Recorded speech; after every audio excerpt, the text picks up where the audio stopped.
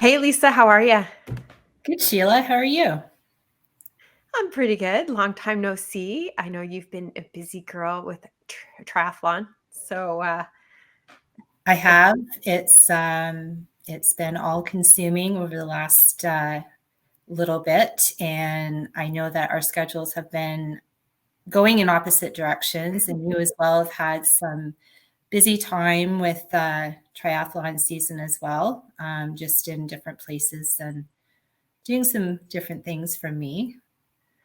of course, for sure. And me too. So, why don't we share with everybody what our crazy last couple of months have looked like? This episode is being produced by the Ocean Junction Podcast Network. It's sponsored by oceanjunction.com. They have what you need for swimming in the pool, lake, and ocean. So why don't you share what you've been up to? I will. So, it may be a little bit of a long story because I can never tell anything short. Nothing's bad. It's just silly. So, some of you who may follow my Instagram may see that I did the ITU World Championships for age group in Montreal on June 25th. I think it was it seems forever ago. Yeah, And then the next day I did Ironman 70.3 Mont Tremblant, which is about an hour and a half away from the Worlds. crazy. Yes, exactly. I've heard that. Crazy. Why would you sign up for that? And I said, well, originally I didn't sign up for that. I signed up for a week. It was a week apart. Yes. So Mont Tremblant was supposed to be a week before Worlds. I thought, yeah, no problem. We can do this. And then Mont Tremblant changed the date to the same weekend as Worlds.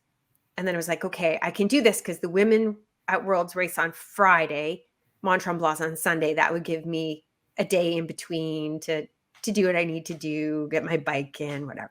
Yeah. And then 3 weeks before World Championships, the race organizers decided that the women should race on Saturday instead of Friday. So then it was like, oh my God, how is this going to work out? So, of course, lots of upset women from all over the place because many plans are made. And as a woman, it's not just about what your race day is. It's like, oh, well, is there graduation coming up? Maybe there's a wedding happening on the weekend. Oh, I've got kids things. So I'm going to book my stuff for the Friday. And there's a lot of stuff going on in all their lives, right? Yeah, so exactly. Just changing dates can be very problematic. It's extremely problematic. And I saw lots of comments from many women who had signed up for World Championships, some of which had to drop out based on the change of the date 3 weeks ahead of time. And then other people, and us included, having to change our accommodations, which was very difficult to do because in Montreal, there were several conferences and all kinds of things going on all the same weekend. Yeah. So it was difficult finding stuff last minute and changing. But we managed. We did it. And then I brought my guy along, Blair, and he got full extent of seeing triathlon for the first time, all smushed into 2 days. So he did a really good job. A very compact experience. It was a very compact experience. So this was my first draft legal race at World Championships. I've never done that before. So you know what it's like when you ride with people that you know. It's comfortable. Yes. But if you're riding with people that you don't know and that you don't know if they've ever ridden with a pack before, it's kind of a scary experience going in. So I was a little bit terrified. I can understand that. What was going to happen. Yeah. And to make it even more terrifying, there was this app that the team was using, Team Canada was using to communicate. And there were some texts going out saying, hey, does anybody want to practice riding in a pack, draft legal before the race? And you're like, oh no, what's going to happen? But anyway, we got to the race and everything was okay. And we set up and met some of my friends and things like that. And everything's going pretty smoothly. It's like, okay, whatever happens today is going to happen today. Got in the water for our race time. We swam in the St. Lawrence. It was kind of cool. And right into the sun. So you couldn't see anything, but you did your best. That gets tricky. Yeah. For sighting, right? Yeah, it was very exciting. That I saw the video afterwards that Blair took, but it was the announcer, like before when our swim wave went off, was like, at the end of this race, there will be a world champion, right? And it's like, oh, that's kind of exciting. So I did really well in the swim, was first out of the water, had quite a good lead. Coach said, Jeff, our coach, said probably like, I don't know, at least 45 seconds or so. And then ran up. Oh my God, I don't even know. I can't remember how many stairs. Was it like 40 stairs to the second story of this garage where all the bikes were done? It was like, oh my God. And then I was running and I was like in the right aisle and I was running. I'm like, where's my bike? I know it's around here somewhere. Where's my bike? And I couldn't, like, the numbers were kind of like the numbers from the other aisle were the numbers you could see, not your numbers for your bikes. Okay. And I'm just like, where's my bike? Where is it? And I kept running. And then all of a sudden I'm like, oh, I've run like 50 spots past my bike. I'm like, I'm an idiot.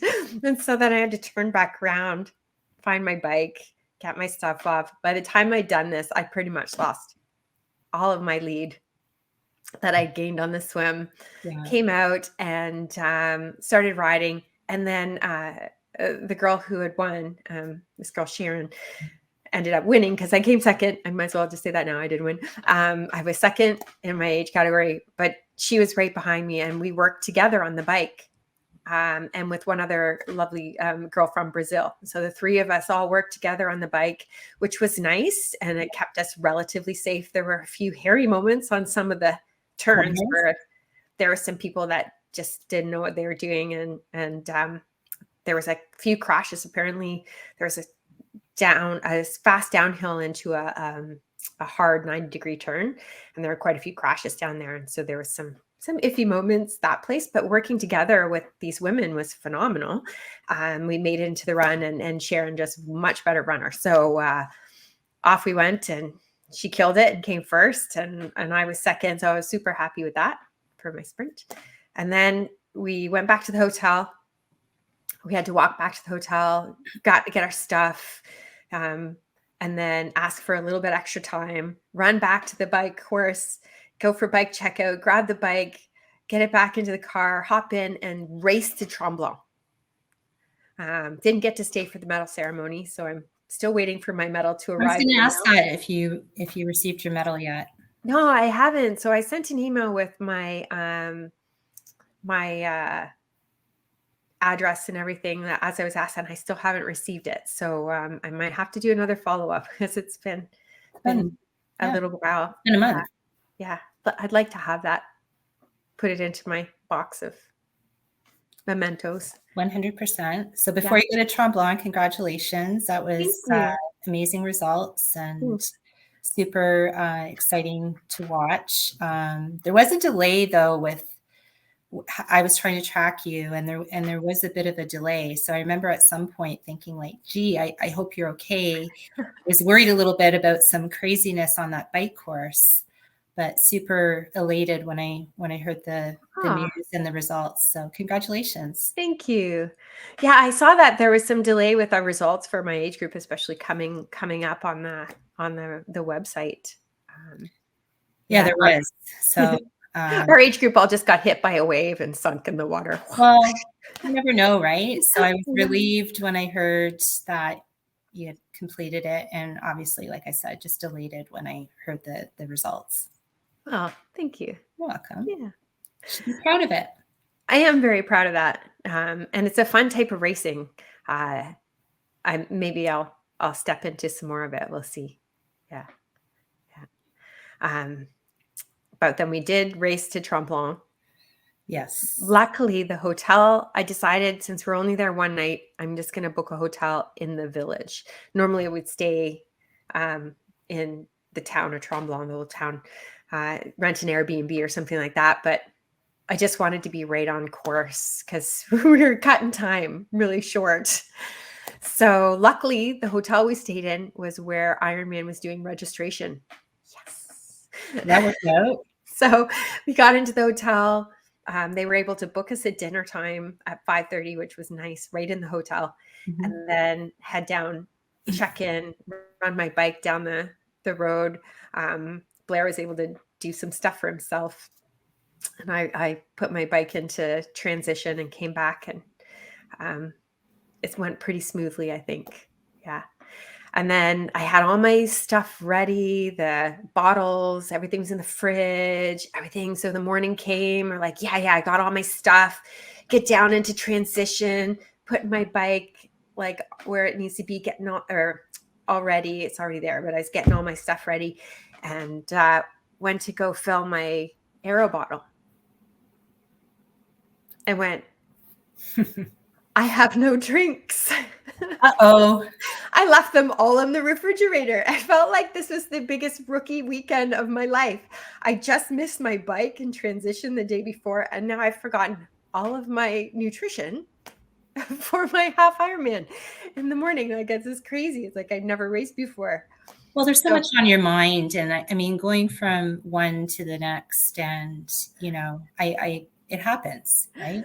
For sure. Thankfully, you were in the village, so you were. Yeah, and thankfully Blair was there, so I called him, and he picked up his phone. I'm like, "Can you go back to the hotel and grab all my water bottles?" And he's like, "Oh, okay." And they're in the fridge, and so I go, "And can you hurry? Because transition closes in like 30 minutes."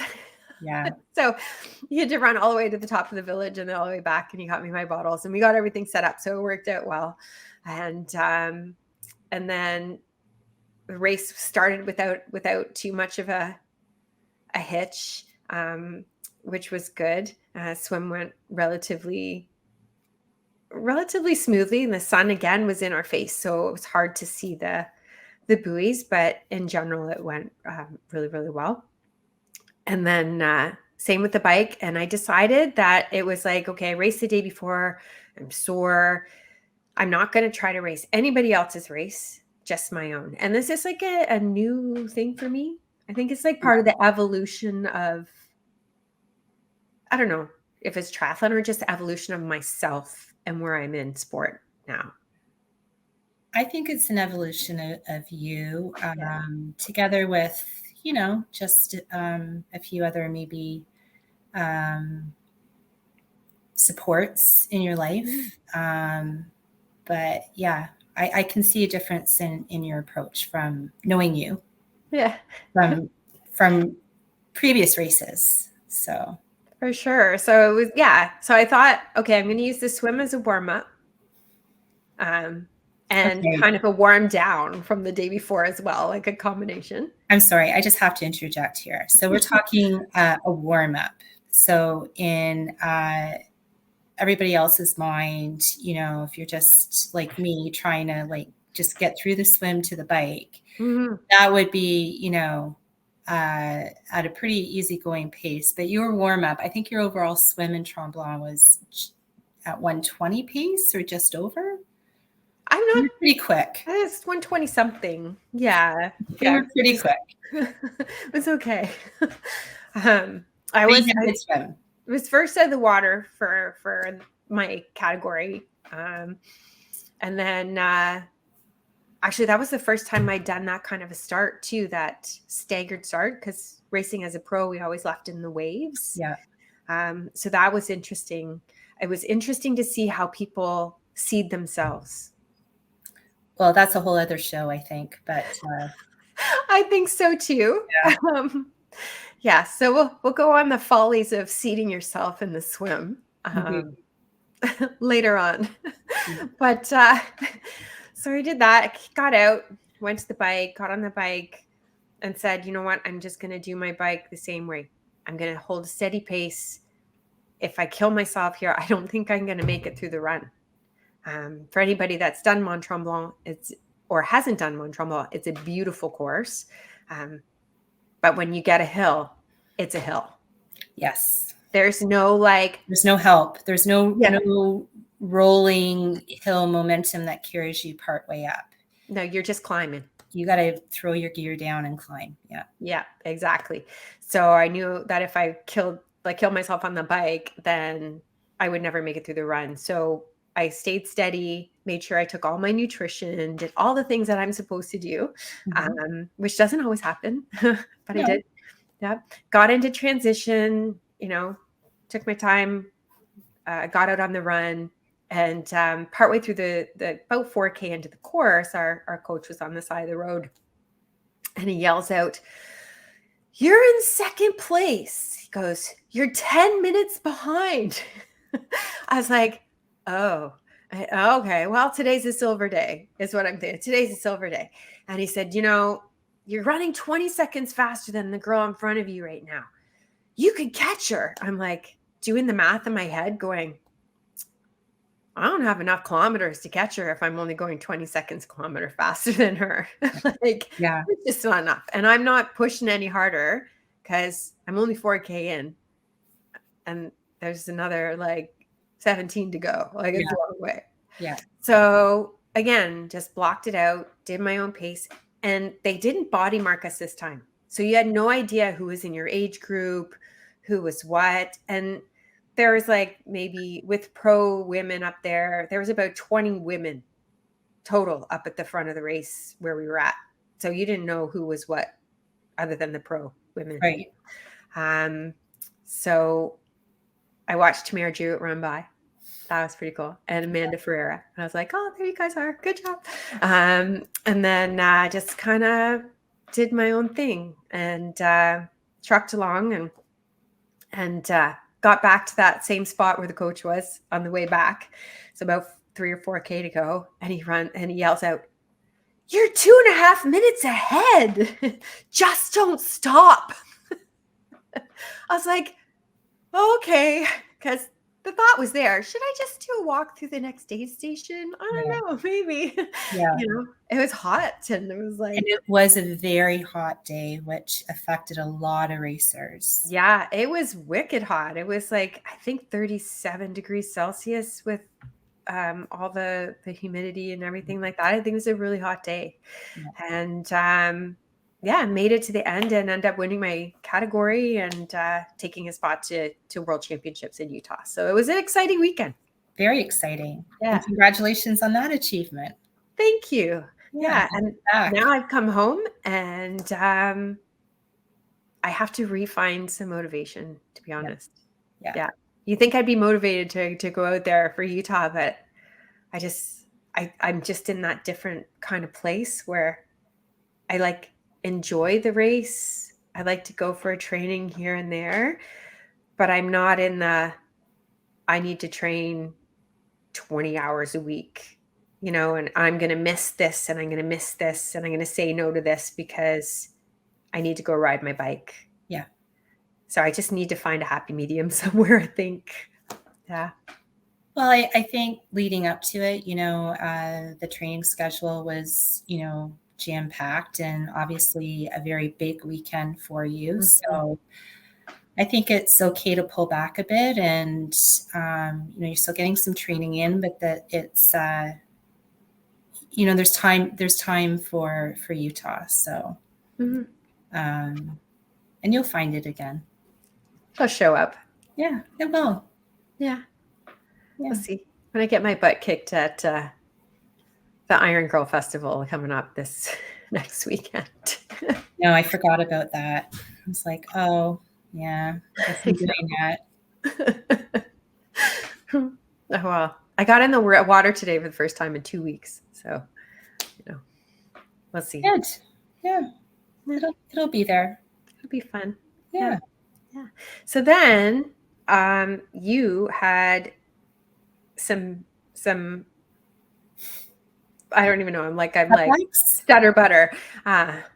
You had a race coming up, but you had some pretty big hiccups beforehand. Yeah. So let's hear about your journey along the way to Muskoka and Ironman Tremblant coming up. Yes. Yeah.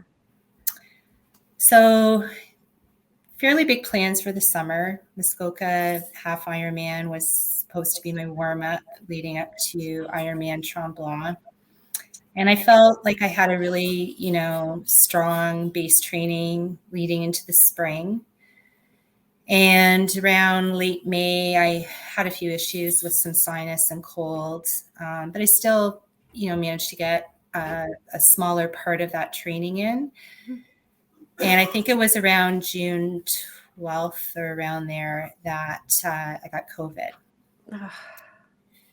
And it was, I know everybody's experience with it is different. My particular experience was I was just so exhausted. I literally did not move from the couch or bed for 5 days. That's awesome. Yeah.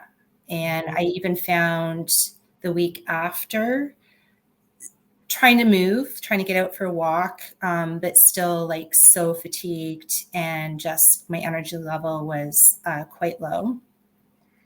And I think just feeling tired, that looking ahead made me a little bit sad because, I had these goals. I had times written down. I was really working hard to achieve these goals for myself. And I had to let go of them.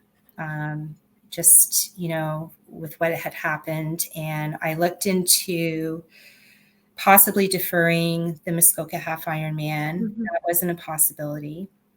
And it ended up that my daughter, Kari, ended up having remarkably just that block of time off. And she was really excited to spend some time together in Huntsville. So we decided to go, and I decided that I would give it a try. I have to say that Subaru was really great, or the organizers, that they were going to allow me, if I only wanted to bike, they were going to make that happen for me. That's awesome. Yeah. So they were really willing to accommodate and, understood my situation.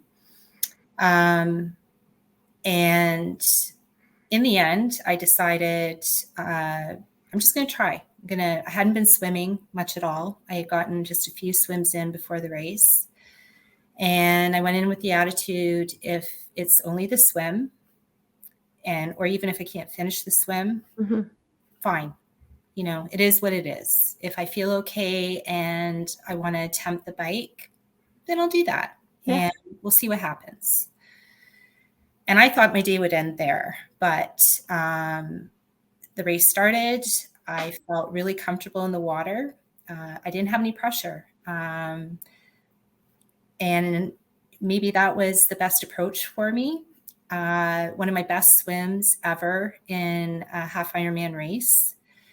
And I got out on the bike and thought, obviously I'm not going hard, but let's just be smart about it. Don't push too hard.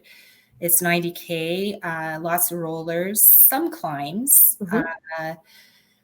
Bike felt really great, and I was really happy with my overall time. The running has been an issue and is still a bit of an issue post-COVID. Okay. And I knew just heart rate, breathing. I knew that if I got to the run, I would have to walk probably a good portion of it.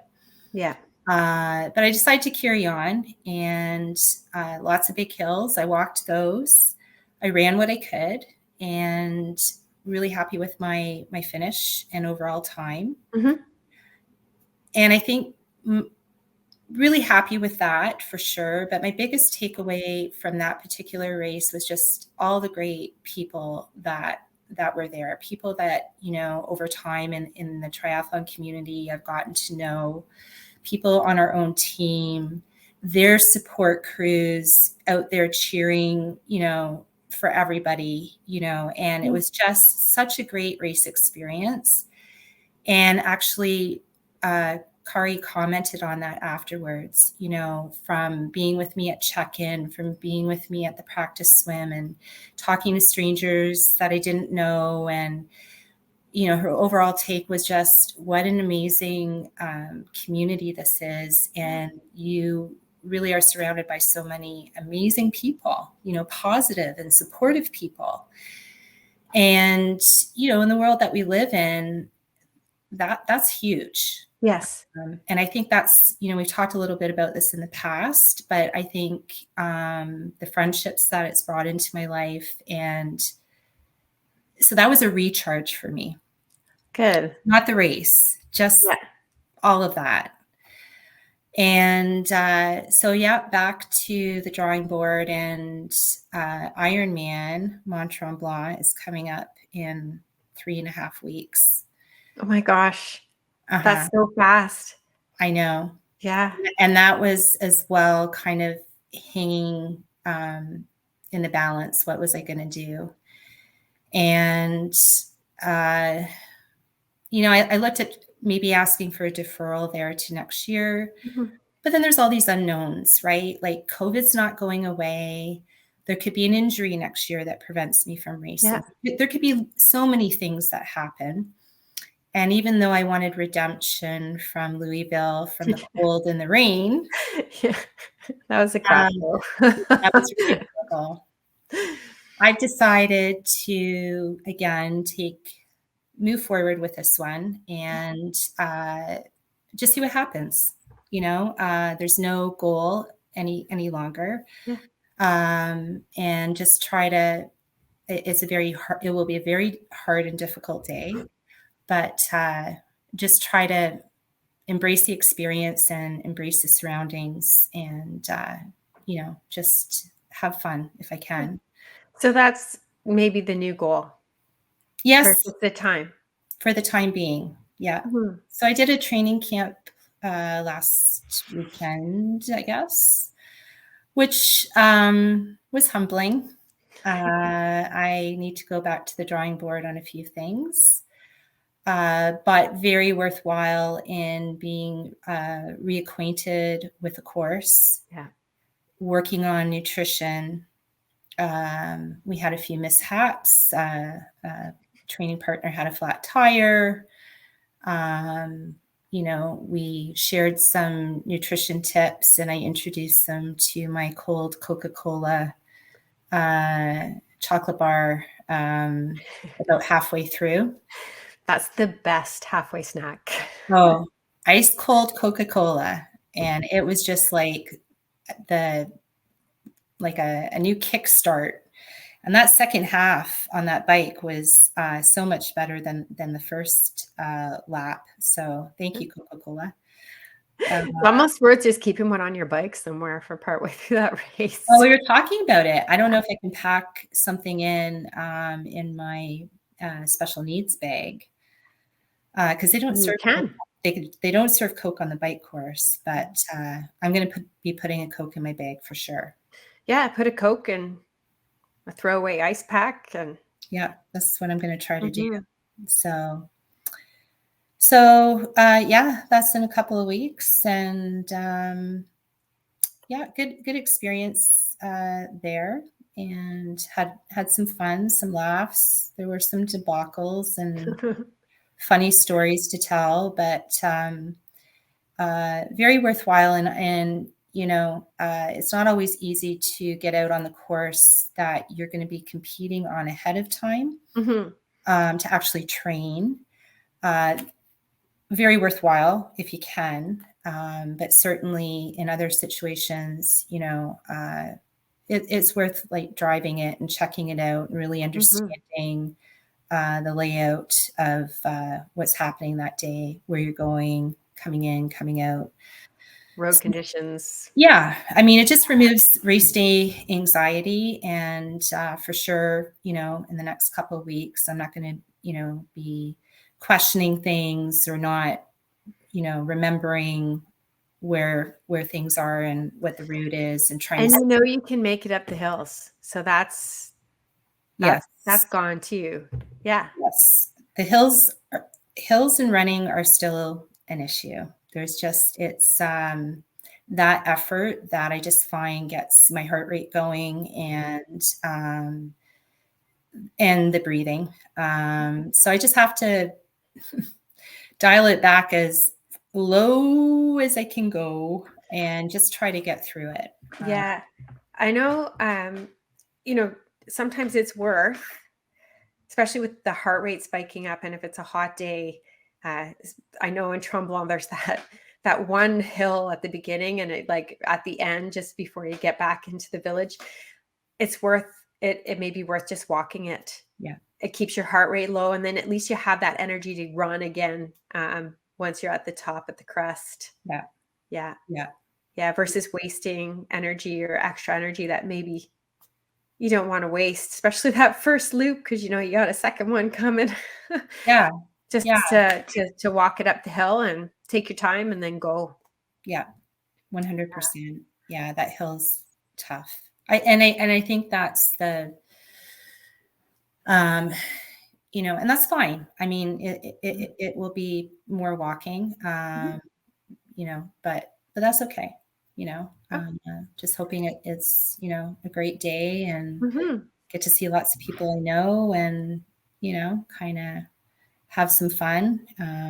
It is a stellar course. I think potentially one of the best race venues.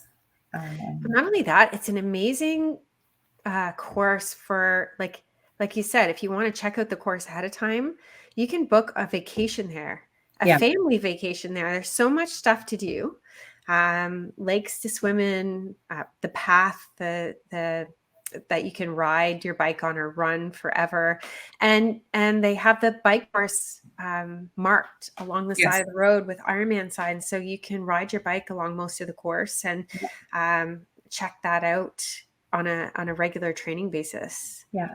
And I don't know, you're right. Like there's so many activities up there. There were, in different areas that we were crossing, even on the bike, like people kayaking on a river, and we did get lost. We didn't get lost.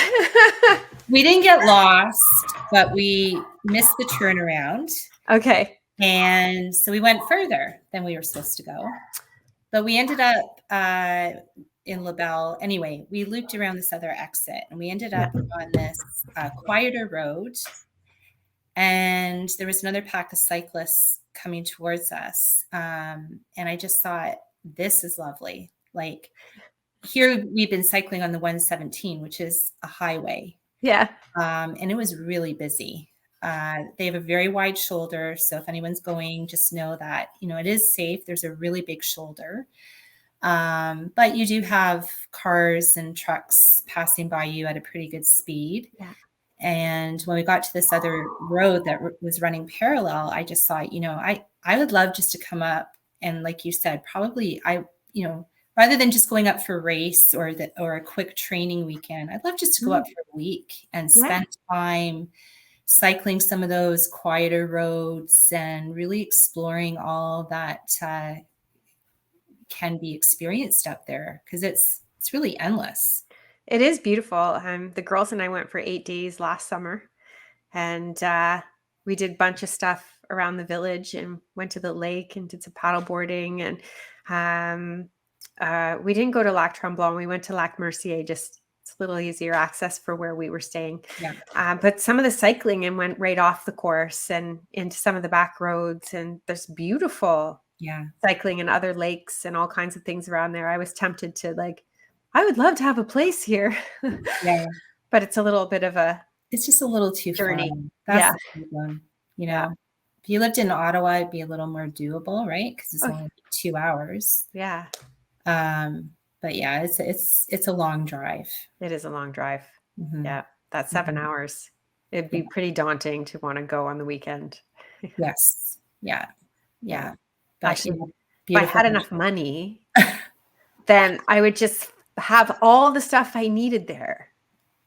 And then I would just hop on the plane and fly to Tremblant and then go and then fly home, because then I'd have all my stuff. Yeah. But that would require me to I don't know, maybe buy a lottery ticket and win. Yeah. Well, I mean, maybe one day, we'll go and get a few other people and have some riding buddies and have some fun. And we'll have a gab camp. We'll have a gab camp for gabbers. For the gabbers. We'll just go up there and do an itinerary. Yeah, it'll be fun. Mm-hmm. Okay, It's a plan. We'll make that going. someday. Not sure when, but it's going to happen. Yes. And also, I should add that I'll be joining you in Utah. Yay! That's exciting. Well, there was a really big roll down. Really big roll down. Really, really big? Is that what you're saying? Really, really big. So actually, you and I were kind of messaging back and forth on it. And I'd actually gone back. This was after the Muskoka Half Ironman, and I had gone back to the hotel with my family, and I knew there was going to be a roll down, and I figured it was going to be pretty big, meaning obviously I was not even in top 10, but my placement was still very respectable. Oh, yeah. And I went back to my hotel, and I thought, never mind. And then I started getting all these messages, and then all of a sudden, just in a split second, I made the decision, you know what, this would just be such an amazing experience to go and experience a world championship and to see, people that I follow, the pros that inspire me. And there's quite a few people that you and I know going. So that in itself adds to the experience. And when might this ever happen again, as far as this big roll down? So going to St. George, Utah with you. It's going to be fun. It's going to be exciting. Yeah. So looking forward to that. I think it'll be good, kind of, I'm going to need some time after Tremblant to reset. Yes. But it would be nice to train starting early September, very late August. And the training will seem really easy after Ironman. I hope so. I don't know, but I hope I don't know. Jeff might put some sprinting in there or something. Oh, Jeff's going to add something. You know it. I was looking at my schedule today, and because this is why I have, if anyone's watching, I have really bad hair because I had a very busy morning. I swam in the Welland Canal, and then I had to get back and get on a few meetings this morning for work. And anyway, I had a 4,000 meter swim. Wow. That's impressive. Well, I did 4,000 on the weekend. So I kind of already did it, but the most I could get in was 2,800 this morning. It's just by the time you get there and daylight now too, right? Because mornings are getting darker. Yeah. So cool. Good for you. That's good. That's about it. Now, very I know motivation's not. This is good. You just need that 8 weeks before. Really, he's probably going, oh, for crying out loud, could you just get your ass in gear and get out there and the base fitness is there. So, I mean,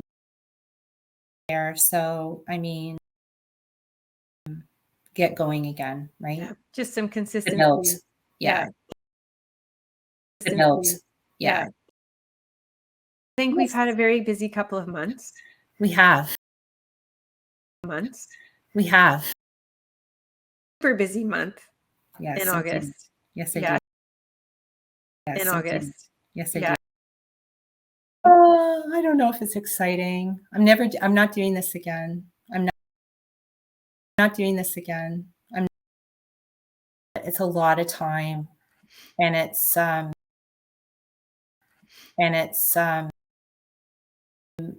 I'm surprised that I've been able to do jump into, the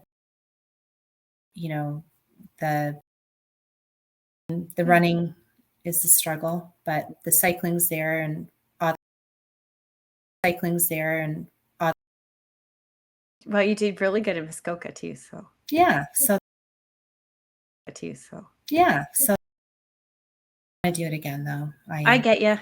I'm done. I'm done. I chose not to. Yeah. And I'm good with it. Yeah. and I'm good with it.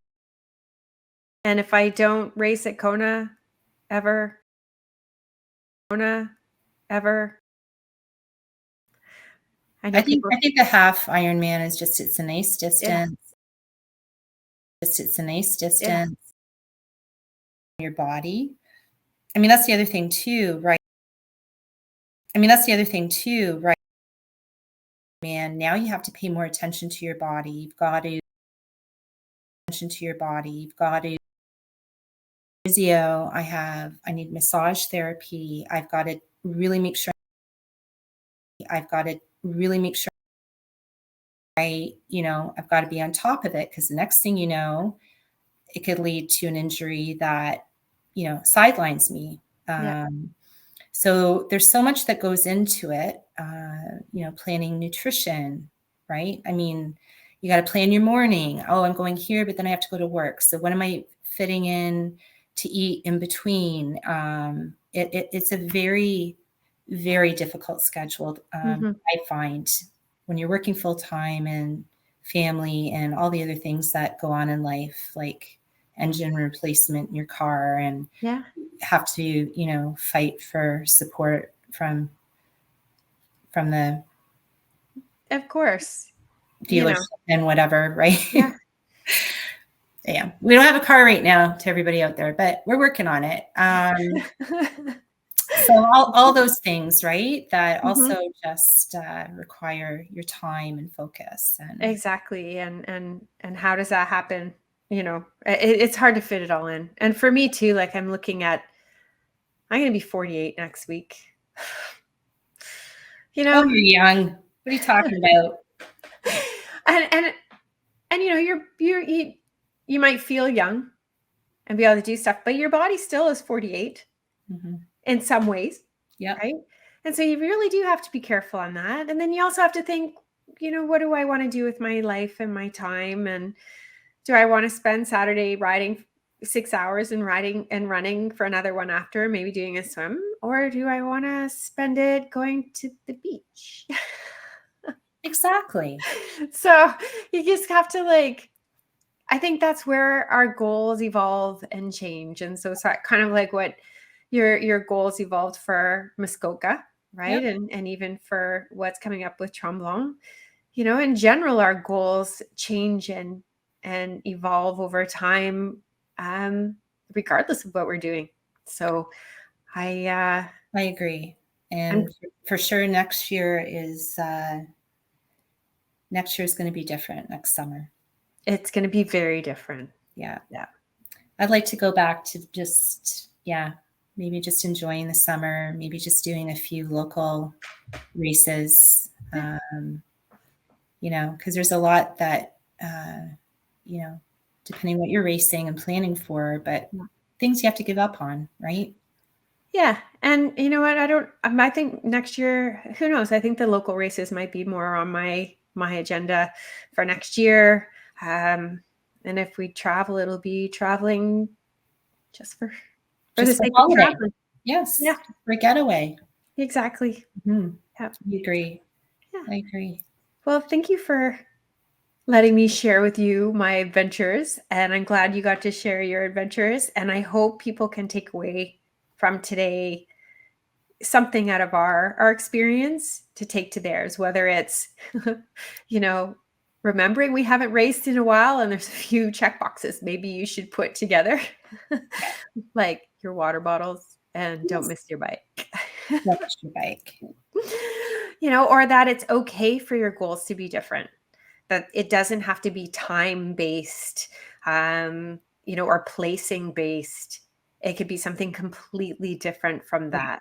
And that's okay. I think that was a big lesson for me, and I've always tended to have a fairly positive outlook, but those couple of days just feeling really sad and trying to let go, and that's okay, because I think that is understandable that I should feel that way. But exactly, things in our lives are out of our control, and I think it's how we decide to move forward with it. and, try to make the best of it and try to embrace that new approach to it. Yeah. And that's the most That- important that's thing. that's where I'm at. I'm embracing my big pivots, and I'm going to try to just make the most of it. And creating a balanced existence. Yes. Yeah. And you know what? In some ways too, it's almost like stopping and smelling the roses, but I think I might end up enjoying this experience more so having this approach. I would agree. I agree. It is a much better place to be, I think. It takes that pressure off. And you may end up with your best time ever as well. Yeah. Who knows? I might surprise myself. Yeah. Because you've taken off that stress. Yeah. Yeah. Awesome. Well, okay. Well, thanks, Sheila. Yeah, thank you. And looking forward to next time. Yes, me too. Yeah. Okay. See you Bye. soon. Bye. This episode is being produced by the Ocean Junction Podcast Network. It's sponsored by oceanjunction.com. They have what you need for swimming in the pool, lake, and ocean.